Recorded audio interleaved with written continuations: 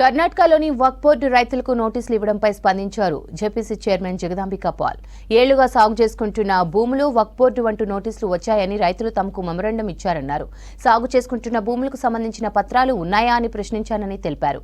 అయితే 70 ఏళ్లుగా సాగు చేసుకుంటున్నారని రైతులు చెప్పారన్నారు JPC chairman Jagdambika Paul.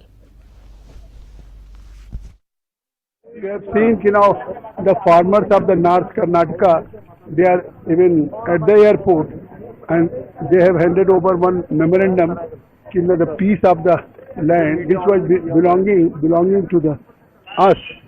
Now, Waqf Board is claiming that it is ours. So just I have inquired whether you have your deed, whether you have your ownership of that piece of land. They are saying, we are there from last more than 50 years, 70 years, but even then the Waqf Board is claiming. So they have given some papers. So I will look into it.